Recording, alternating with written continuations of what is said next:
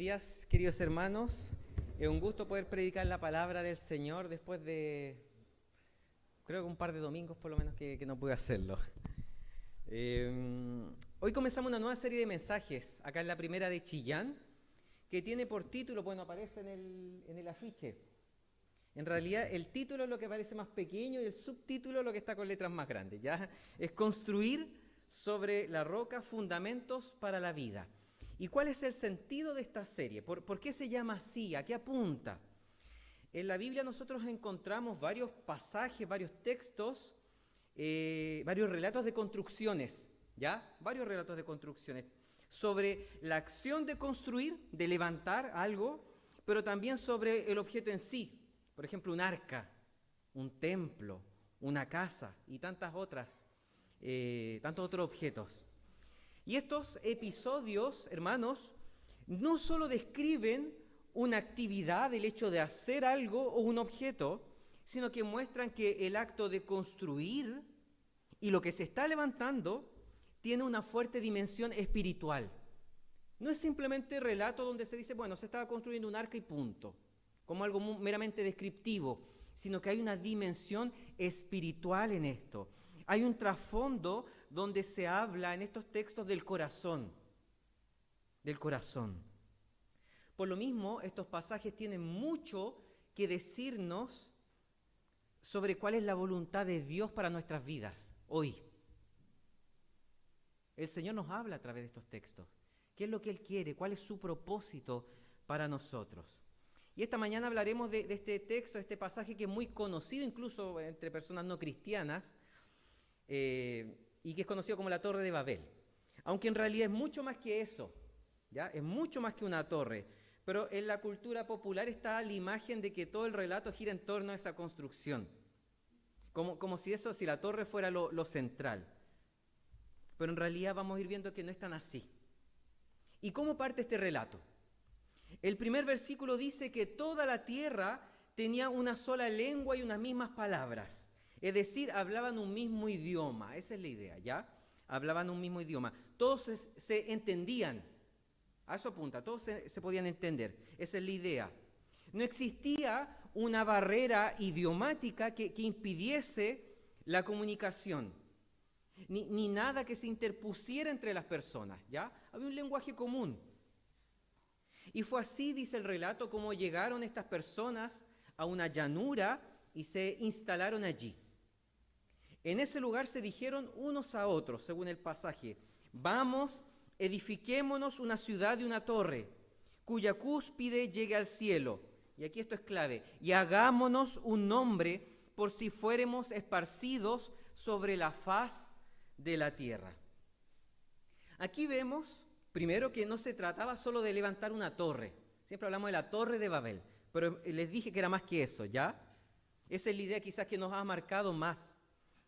Pero también se trataba de construir una ciudad, cosa que no siempre cuando leemos el relato nos enfocamos o nos detenemos mucho en esto, pero también construir una ciudad. Ambas cosas, la torre y la ciudad, iban de la mano. El asunto es que, tal como dije al inicio, no tenían solo la intención de construir, porque de hecho construir no tiene nada de malo. Todo lo contrario, puede ser algo muy positivo, muy bueno. Acá en la congregación hay varias personas que trabajan en el área de la construcción. Es algo que se ha hecho desde la antigüedad hasta nuestros días. Pero detrás de esto había una realidad espiritual que los movía. Una realidad espiritual. Eso es lo central de este pasaje, esa dimensión, esa realidad espiritual. Entonces habría que preguntarse, ¿qué había en sus corazones que los impulsó a hacer una ciudad y una torre? ¿Qué era lo que les estaba moviendo para realizar esto? Bueno, el mismo relato, ni siquiera hay que deducir mucho, el mismo relato muestra cuál era la intención de lo que querían hacer. Ellos dijeron, hagámonos un nombre por si fuéramos esparcidos sobre toda la faz de la tierra. Claramente, por lo que nos dice aquí el relato, ellos querían permanecer unidos. Ellos estaban haciendo esto, dijeron, por si llegamos a ser esparcidos. Bueno, querían permanecer unidos. Esa es la idea central de este relato. Ahora habría que preguntarse, ¿acaso eso es malo? ¿Es malo querer permanecer unidos? Porque yo creo que todos aquí asumimos que la unión es algo positivo. Es algo positivo la unión. Es algo deseable. Como, de hecho, nosotros probablemente pensamos que unidos es sinónimo de algo bueno, necesariamente bueno. Entonces, ¿por qué aquí se ve como un problema? ¿Cuál es el problema de esta unión?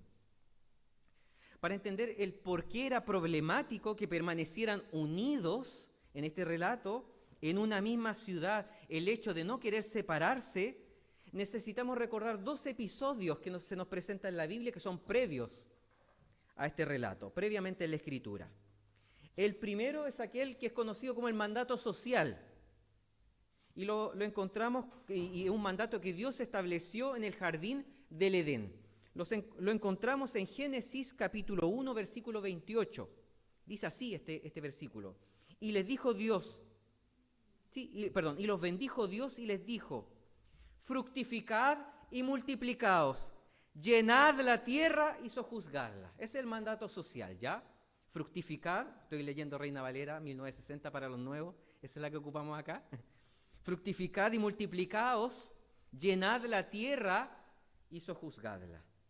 Esta es la orden que Dios le dio a Adán y a Eva. Tenían que reproducirse, tener hijos y extenderse. No tenían que permanecer solo allí. No era como, bueno, este es su jardín, ahora permanezcan aquí, cuídense, cuiden el jardín y punto. No, tenían que extenderse. Pero la humanidad nos muestra, si seguimos en el recorrido del Génesis, la humanidad cayó pecando y desviándose del Señor.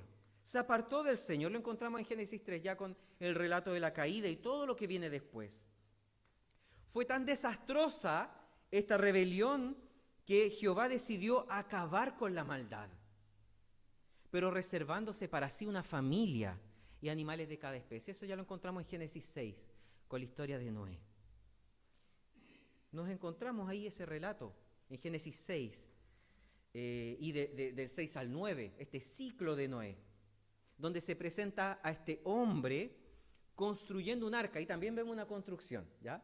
Construyendo un arca para que así su familia y los animales sobrevivientes que pudiesen estar dentro del arca pudieran después del diluvio repoblar la tierra. Ocurrió todo esto, vino el diluvio con Noé, estuvieron en el arca, permanecieron ahí un tiempo, después pudieron salir, tanto Noé, su familia y los animales que estaban adentro. Y estando afuera, Dios dijo estas palabras a Noé y a su familia, establece un pacto, les dice, fructificad y multiplicaos y llenad la tierra. Le dice a Noé exactamente, a su familia exactamente lo que le había dicho a Adán y Eva en el principio. Exactamente lo mismo. Fructificad, multiplicaos, reproduzcanse, llenen la tierra, extiéndanse. ¿Se dan cuenta? Jehová no abandonó su plan. Claro, nosotros vemos en Génesis 6 que él está harto de esta maldad y por eso decide acabar con la tierra, reservarse esta familia, los animales y repoblar la tierra. Pero él no acaba con su plan permanece, se mantiene, no abandona lo que él había establecido desde el inicio. El diluvio no vino para comenzar de cero, no era un comenzar de cero, era darle de alguna forma continuidad a lo que él ya había establecido al inicio de la creación. Y nosotros podemos ver con lo que le dice a Adán y Eva y después le repite a Noé después del diluvio, ojo, después del diluvio, nosotros podemos ver que el proyecto de Jehová siempre fue que la humanidad poblase la tierra, llenase la tierra. Y aún con el diluvio de por medio, esto siguió siendo el deseo de Dios. Porque si no hubiese dicho otra cosa, Noé. Hubiese cambiado un poco ese plan, pero no le dice exactamente lo mismo. Él quería y él permanecía con esta idea, Dios, de poblar toda la tierra. Así que lo que estaba en juego aquí en el relato que estamos viendo hoy día de la torre, conocido como la Torre de Babel, no era simplemente la construcción de una ciudad y una torre. Es mucho más que eso. Es mucho más que una construcción.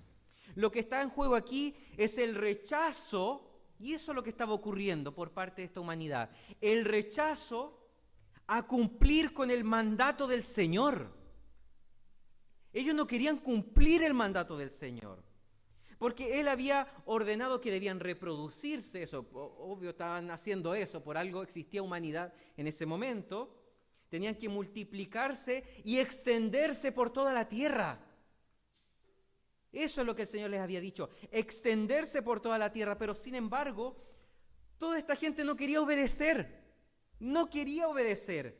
Ellos querían permanecer juntos, ahí, en esa ciudad, no querían ser separados, por eso dicen lo que dicen. Querían protegerse, hacer su nombre, y esperando no ser separados. Entonces ellos estaban haciendo allí todo lo contrario a lo dicho por Dios, todo lo contrario. Ahí radicaba el problema. Ahí estaba el problema. En eso nosotros podemos ver la rebelión. Muchas veces se pone el énfasis, pienso en contexto de escuela dominical para niños, esta torre que quiere llegar hasta el cielo y llegar donde está Dios. Y se pone todo el énfasis allí. Pero el problema es que ellos querían estar juntitos, mientras que el Señor les había dicho, tienen que estar dispersos por toda la tierra, llenarla. Así que claro, querían hacerse un nombre. Querían hacerse un nombre. Levantar esta torre que sí, que llegara al cielo. Imagínense también eso, la soberbia de creer que ellos podían llegar hasta allá. La soberbia de pensar que ellos por sus fuerzas, con su esfuerzo podían lograrlo.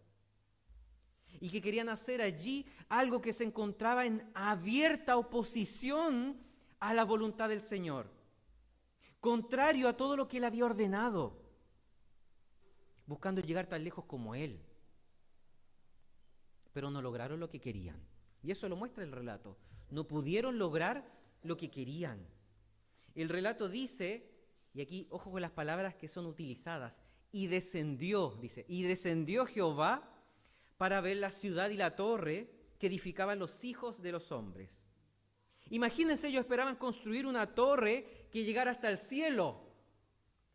Hasta allá llegaban sus aspiraciones. Pero fue necesario que Jehová descendiera, que bajase hasta ellos. Me imagino Jehová desde arriba viéndolos tan pequeños, tratando de hacer algo como de alcanzar de alguna manera, pero los ve tan diminutos, tan ínfimos. Estas personas pensaban y querían hacer algo grande, pero para Jehová era algo tan mínimo, tan pequeño que tuvo que bajar, que tuvo que descender, ni siquiera tuvo que esperar que llegaran hasta donde estaba Él. Él tuvo que descender. ¿Ven ese contraste, hermanos, entre la grandeza del Señor y la pequeñez del ser humano, creyéndose Dios, tratando de escalar, de alcanzar? Pero incluso por mucho que pudiesen construir, no era nada comparado con la grandeza del Señor.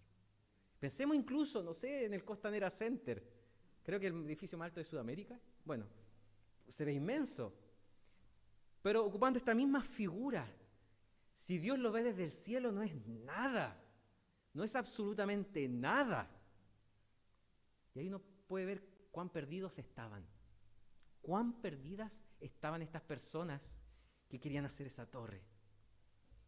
Y el pasaje no acaba ahí. Dios dijo, ahora pues descendamos y confundamos allí su lengua, para que ninguno entienda el habla de su compañero. Y enseguida, dice el relato, los esparció sobre la faz de la tierra. En un abrir y cerrar de ojos, Jehová puso término a este proyecto que se encontraba en rebelión contra él. Para él, ellos quizás cuánto tiempo, porque nos dice el relato cuánto tiempo ocuparon para ir construyendo, pero él, así como así, de un segundo a otro, los esparce, confunde sus lenguas y los distribuye por toda la tierra. Hermanos, ellos estaban unidos allí, en ese momento, pero estaban unidos para hacer el mal. Ese es el sentido de este relato, que estaban unidos para hacer el mal. Así que por eso el Señor los separó, dándole distintos idiomas de modo que no pudieran comunicarse. Y también les esparció geográficamente, como decía, por toda la tierra. Dios no dejó que siguieran adelante con esta iniciativa. Ellos querían hacerse un nombre, pero eran tan diminutos ante la soberanía de Jehová. Ese proyecto partió mal desde el inicio. Desde el principio partió mal. Y por lo mismo no iban a alcanzar ese objetivo. ¿Qué futuro, hermanos, qué futuro le puede esperar a una humanidad que se rebela contra Dios? Nada, nada bueno puede salir de eso. De una humanidad que está haciendo algo que está en abierta oposición a la voluntad, al propósito y en este caso al mandato expreso, explícito del Señor. Nada bueno puede salir de ahí. Entonces quiero insistir, si se dan cuenta, hermanos, no era simplemente una construcción, no era simplemente una construcción, no era solamente un trabajo arquitectónico de hacer una ciudad y una torre. Aquí había una motivación espiritual que los movía. Lo que estaban llevando adelante tenía un sentido espiritual. Esa era la motivación. La torre, la ciudad era la consecuencia de lo que había en el corazón de ellos. Así que por lo mismo este emprendimiento que querían realizar, que quisieron realizar, tiene mucho que decirnos hoy a nosotros. ¿Cuáles son las conclusiones a las que nosotros podemos llegar a partir de este relato, de lo que están haciendo y lo que ocurre, lo que muestra el Señor? ¿Qué nos dice el Señor hoy? Primero, que la unidad es buena siempre y cuando sea para buscar la voluntad de Dios. Va a ser buena la unidad, pero siempre que sea para buscar la voluntad de Dios. Aquí en este relato vemos el tipo de unidad que es para hacer, como dije antes, para hacer lo malo, para hacer el mal. Por lo mismo podemos decir que el estar unidos no es un fin en sí mismo, no debe ser la meta o el objetivo, no es de por sí bueno. Es necesario que sea una unidad en la verdad, de acuerdo con el propósito de Dios. Solamente si esa unidad tiene como fundamento la verdad, la voluntad del Señor, va a ser una unidad buena. Porque si no, va a ser una unidad mala, así, tal cual, mala. Estas personas, claro, se pusieron de acuerdo. Estaban como con un proyecto común para construir la ciudad y la torre, pero no tenían ni el más mínimo interés de rendirle culto a Dios, de adorarle. Ellos querían llegar hasta el cielo, querían hacer su nombre. Esa era la causa común. No la adoración, no la gloria de Dios. Hacerse el nombre, estar juntos. Eso fue lo que los movió, no una búsqueda del Señor. Y cuán importante es que nosotros podamos meditar en esta verdad, hermanos.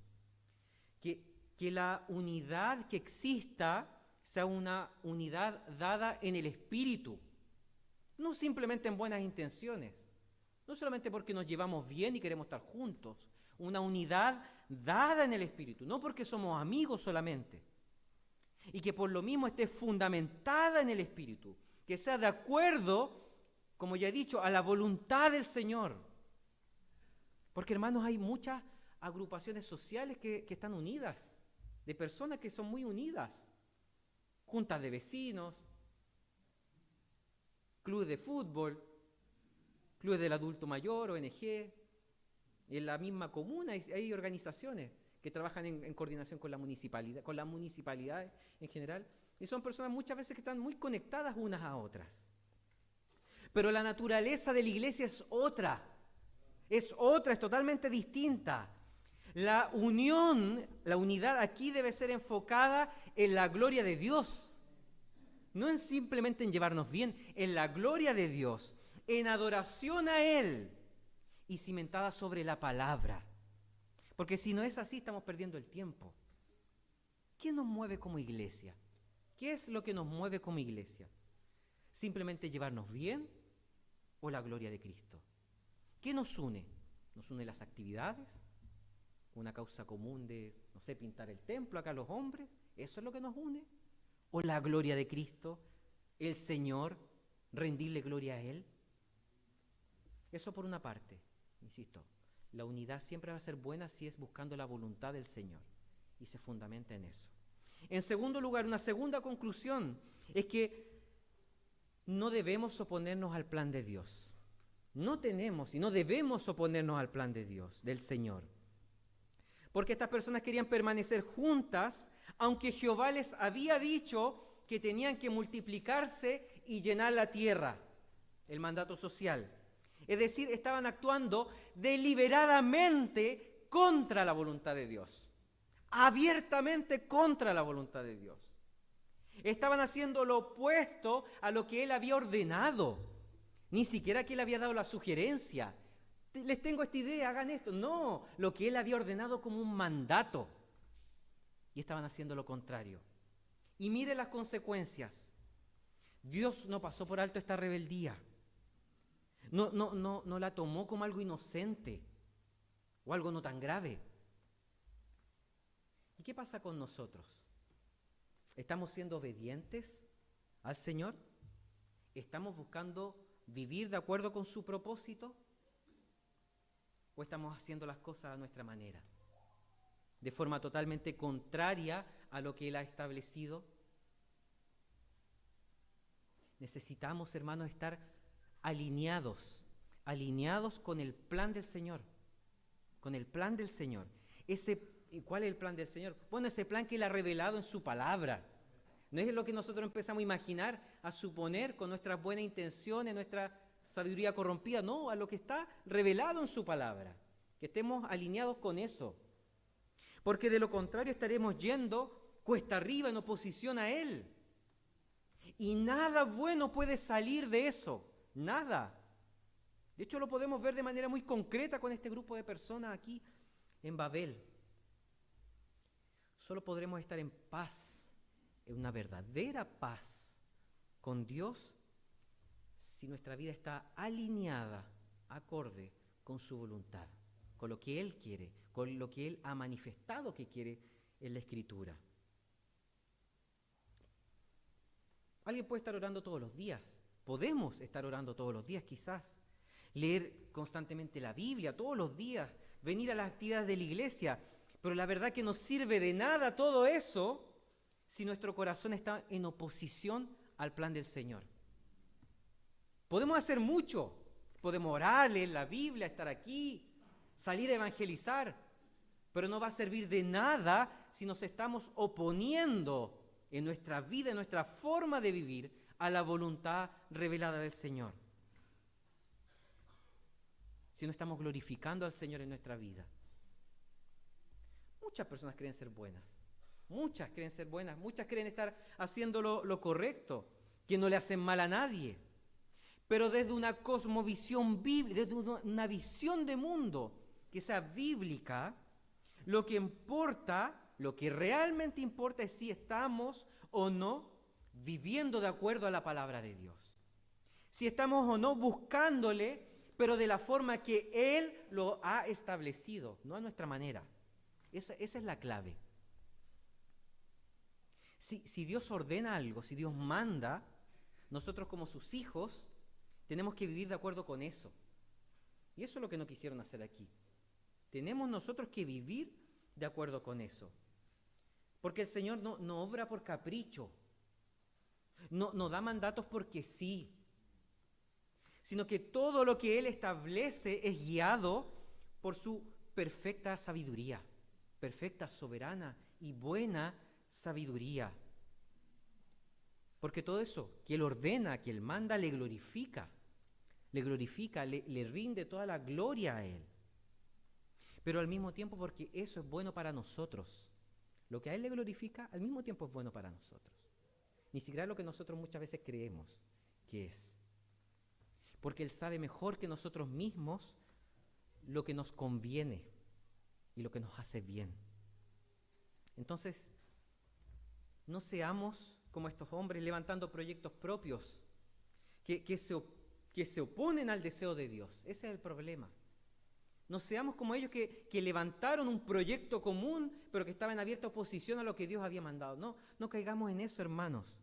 Todo lo contrario, vivamos de acuerdo con su palabra, de acuerdo a su palabra, sin relativizarla, sin maquillarla, sin tratar de bypassear lo que dice el Señor, sin cuestionarla, simplemente en obediencia y fe.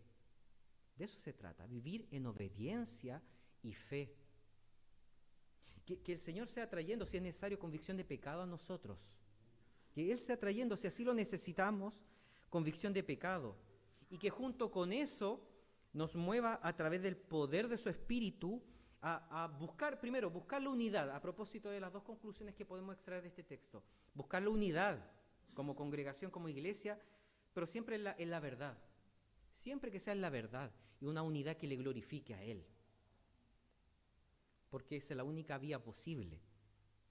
Y que también podamos, y el Espíritu Santo esté obrando en nuestro corazón para que podamos obedecerle con todo nuestro ser, sabiendo que solamente así, si vivimos vidas de obediencia a Él, de acuerdo a su palabra, podremos tener una vida de comunión, una vida de comunión sana y plena con el Señor.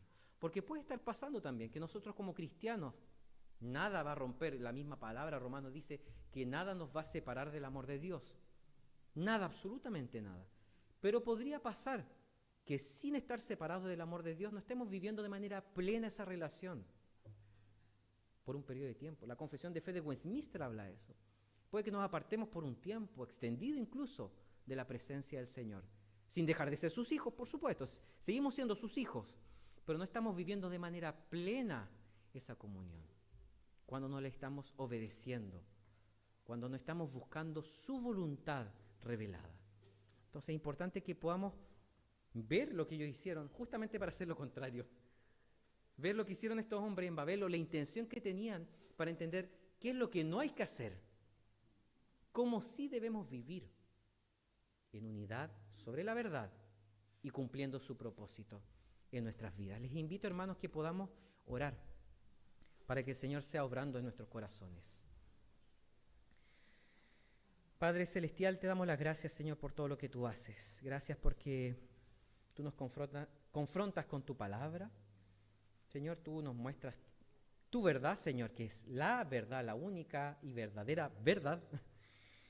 Y te alabamos, Señor, por eso, porque siendo tus hijos siempre nos muestras el camino a seguir.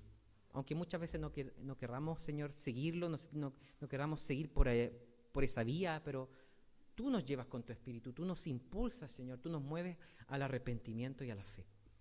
Padre Celestial, te rogamos que podamos vivir de una manera que sea distinta a la que tenían estas personas, distinta a las motivaciones que ellos tenían. Y que, como decíamos, podamos vivir la unidad, pero una unidad verdadera, que se cimenta en tu Espíritu, Señor, y en tu palabra, y buscando siempre tu gloria, pero también vivir cumpliendo tu propósito, sin oponernos a tu plan perfecto y eterno.